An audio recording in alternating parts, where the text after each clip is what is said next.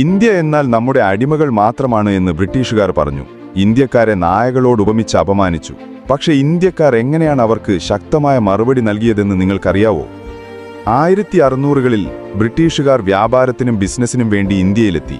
എന്നാൽ പതുക്കെ അവർ രാജ്യം കീഴടക്കാൻ തുടങ്ങി. ഒരു ഘട്ടത്തിൽ അവർ മുഴുവൻ ഇന്ത്യയുടെയും നിയന്ത്രണം ഏറ്റെടുത്തു. ഇനി മുതൽ ഇന്ത്യ നമ്മുടേതാണ് എന്ന് പ്രഖ്യാപിച്ചു. തുടർന്ന് ആയിരക്കണക്കിന് വർഷങ്ങളായി നിലനിന്നിരുന്ന ഭാരത് ഇന്ത്യ എന്ന പേര് അവർ നീക്കം ചെയ്യുകയും ബ്രിട്ടീഷ് ഇന്ത്യ എന്ന് മാറ്റുകയും ചെയ്തു. ഇതിനെ എതിർത്ത് ഇന്ത്യക്കാരെ അപമാനിക്കാൻ ബ്രിട്ടീഷുകാർ പല കെട്ടിടങ്ങളിലും സൈൻ ബോർഡുകൾ സ്ഥാപിച്ചു. ഇന്ത്യക്കാരെയും നായകളെയും അകത്ത് കയറ്റാൻ പാടില്ല എന്ന്. സർക്കാർ ഓഫീസുകൾ പറഞ്ഞത് വർഷങ്ങൾ കടന്നുപോയി. പിന്നീട് 2022-ൽ അവിശ്വസനീയമായ ഒന്ന് സംഭവിച്ചു. ഇന്ത്യൻ വംശജനായ ഋഷി സുനക് ബ്രിട്ടീഷുകാർ ഉപയോഗിച്ചിരുന്ന അതേ രാജ്യത്തേക്ക് പോയി. ഒരിക്കൽ അത്തരം അടയാളങ്ങൾ സ്ഥാപിച്ച് ഇന്ത്യക്കാരെ അപമാനിച്ചു. അദ്ദേഹം UK തെരഞ്ഞെടുപ്പിൽ മത്സരിച്ചു, ജയിച്ചു, പ്രധാനമന്ത്രിയായി. പക്ഷെ അതിശയിപ്പിക്കുന്ന ഒരു കാര്യം, അദ്ദേഹം UK പ്രധാനമന്ത്രിയുടെ വസതിയായ 10 ഡൗണിംഗ് സ്ട്രീറ്റിലേക്ക് നടന്നു. അദ്ദേഹത്തിന്റെ വളർത്തുനായയും അരികിലുണ്ടായിരുന്നു.